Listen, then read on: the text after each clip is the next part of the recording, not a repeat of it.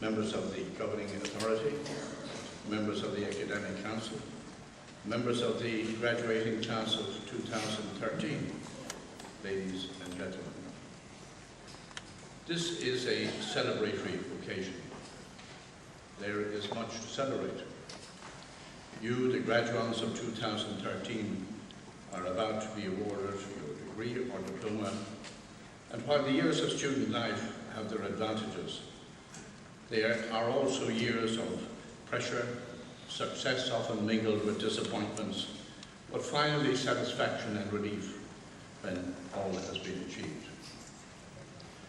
These feelings of satisfaction, a modicum of pride, as well as relief, are not only the reaction of the successful student, but perhaps more so the parents, and for some the spouses and other family members, without whose support any achievement would have been much more difficult. It is the parents and spouses that today I first of all wish to extend a warm welcome on behalf of myself and the Governing Authority. That said, I do not wish to take anything away from the fact that this day belongs in a special way to the successful graduates. You have achieved what you set out to do, and therefore it is to you that I convey our heartiest congratulations.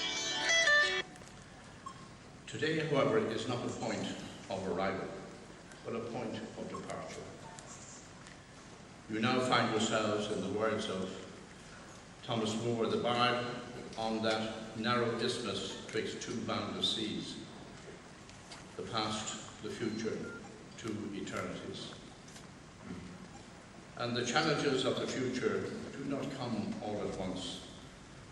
They come like the sea in perpetual waves. What counts is how we prepare ourselves, each of us individually, to meet those challenges throughout our lives.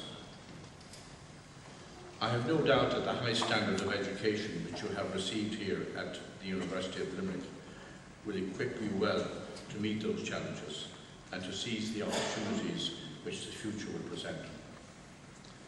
However, as I've already indicated, today is a staging post. What you have achieved now is a foundation for the future. Foundations are there to be built upon. Education and learning is a lifetime process. In even 5 or 10 years' time, what will count most will be the knowledge, experience and expertise which you have accumulated or added to your achievement today. Thus, maintaining a lifelong passion for learning from every possible source is a key to successfully meeting those challenges which the future holds.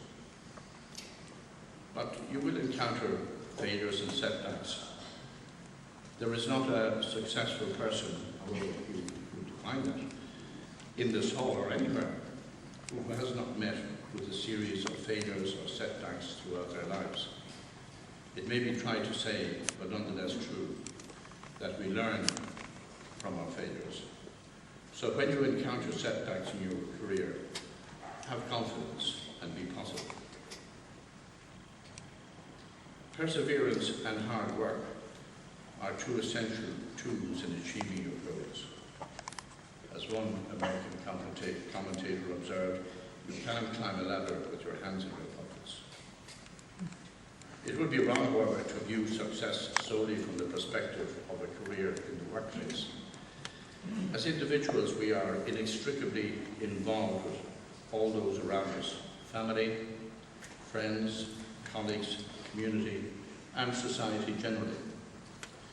The opportunity which you have been given of benefiting from higher education gives you an opportunity to make a difference.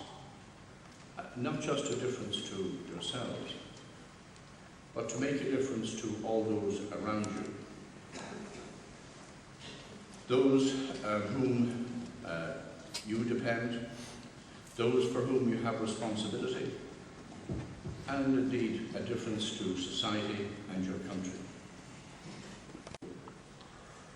And I suppose he had in mind that pursuing success, particularly financial success, just for its own sake, may distort one's values and sense of true purpose.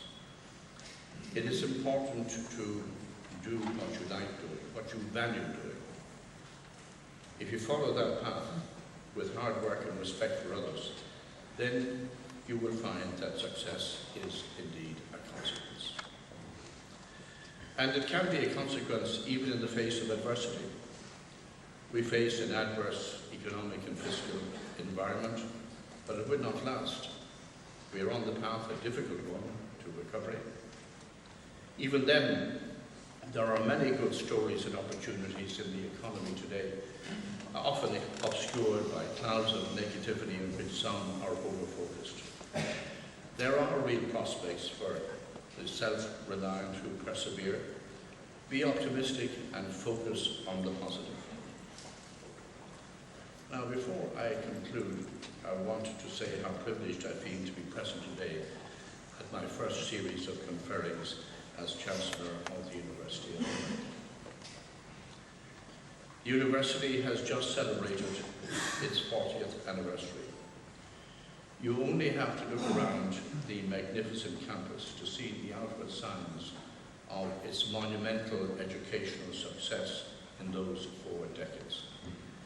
It is now a world-class campus with 13,000 students in faculties of international reputation. The university is a testament to the fact that with perseverance and collective endeavour, there is no limitation on how high you can build on the right foundations. In this context, I would like to thank the President, Professor Don Barry, for his excellent leadership of the university, marked by so many innovations and progress in every domain. We are fortunate to have leadership of such calibre at the head of the university in these difficult times. We are equally fortunate in having dedicated staff at the university who have worked consistently to achieve its objectives, not least of which is ensuring that we have graduates of excellence and standing, such as those of you present today. I would like to acknowledge the commitment and contribution of my colleagues, the members of the governing authority, to the functioning and advancement of the university as one of the finest in the country.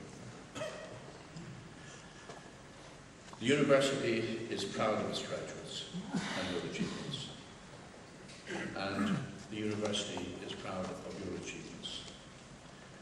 You now become part of that rich and expanding heritage of the university.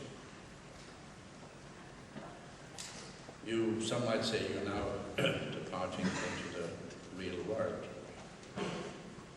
One American author, when asked what he thought of it, replied that, well, the food is better, but otherwise I wouldn't recommend it. But that may be a bit unfair to say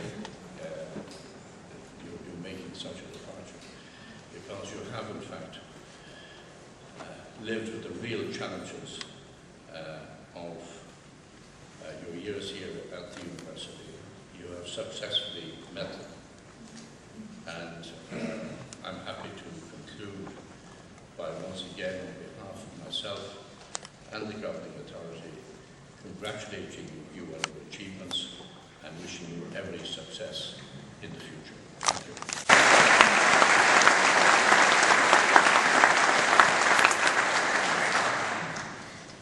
Silver medal for first place in the Faculty of Science and Engineering in 2013, William Milan, Bachelor of Engineering and Mechanical Engineering.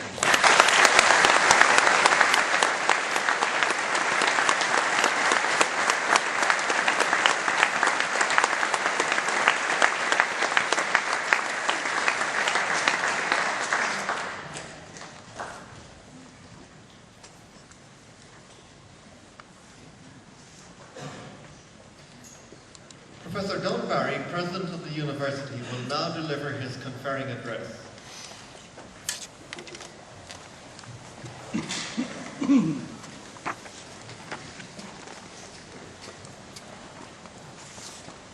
Last year, elected Limerick County Council, Councillor John Egan, Chancellor, members of the governing authority, distinguished guests, parents, friends, colleagues, and most especially members of the graduating class of 2013. I'm delighted to welcome you here to the University of Limerick this afternoon. I would like to pay a especially warm welcome to the Secretary General of the Department of Educational Skills, Chancellor, who has joined us today. Sean, we're delighted that you were able to make your way all the way from Dublin to be with us today. We really appreciate your attendance and thank you for coming.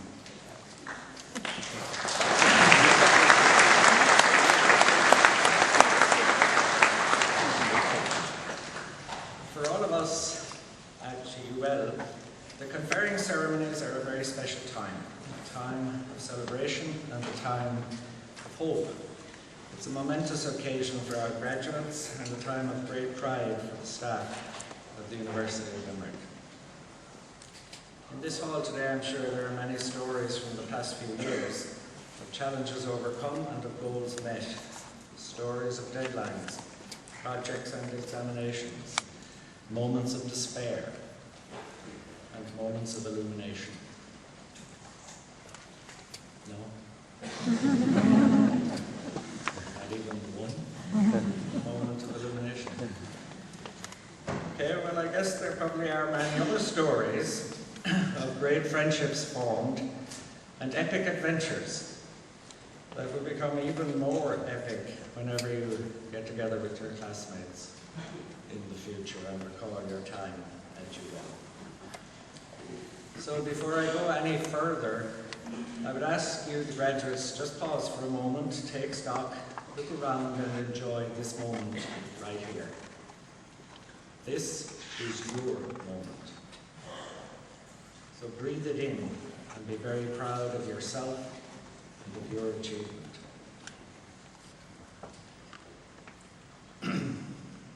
I also want to pay a special tribute to all those basking, and I think basking is the right word in this hall right now, all those basking in the reflected glory of our graduates, including parents, spouses, partners, children, siblings, friends and teachers, those here today and those who cannot be with us to join in the celebrations.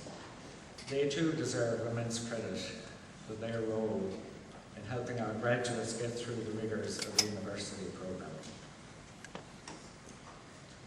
And I also want to take the liberty of thanking, on behalf of the graduates gathered here, all the staff members of UL who have helped you on your voyage of discovery during the course of your studies. Each member of staff contributed to your UL student experience. Often it was done quietly and in many cases it may have gone unnoticed. But as a team, the staff of UL has done its utmost to support, stimulate, challenge and encourage you. And I hope that you will join with me now in expressing appreciation for their contribution. Pharmaceutical manufacturing more efficient, more cost-effective, and more environmentally sustainable, and in that way provide more value add to the international corporations helping to cement their presence in Ireland and their jobs in Ireland.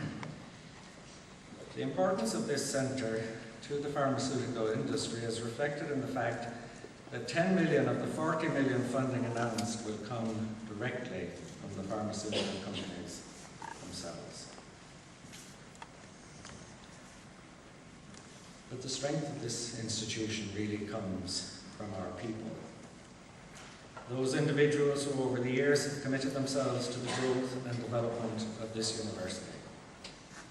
These individuals have made a lasting mark on us all through their inspiring vision, their uncompromising standards, and their dedication to student learning. Today, I would like to pause to recognise one such individual. As one of the first staff members to join what was then NIHE Limerick, Dr. Evan Petty was appointed as Senior Lecturer in Applied Science in November 1971. Dr. Petty was considered a rare prize, as he was the only metallurgist with a doctorate in Ireland at the time, and his industrial experience, research and publications record made him perfectly suited to this new innovative institution. Dr. Petty created the original engineering and science programs. He was instrumental in setting up the cooperative education program, which is so successful today. He was the first professor to be appointed at UL. He delivered the first professorial public lecture in Limerick. And in 1979, he was appointed as the founding Dean of Engineering and Science at this institution. Evan's passion is teaching. And so in addition to his role as Dean, he was also appointed as Director, Quality of Teaching and Learning, and dedicated much of his time to working with faculty to improve their teaching practice. It was he who established the first annual Teaching Award, and this tradition of recognising and rewarding good teaching practice is something that we proudly continue at UL to this day. He was a member of the European Society for Engineering Education, becoming their president in 1991. He was also active in the American Society for Engineering Education and arranged student exchange programs with well-known technological universities in the United States. And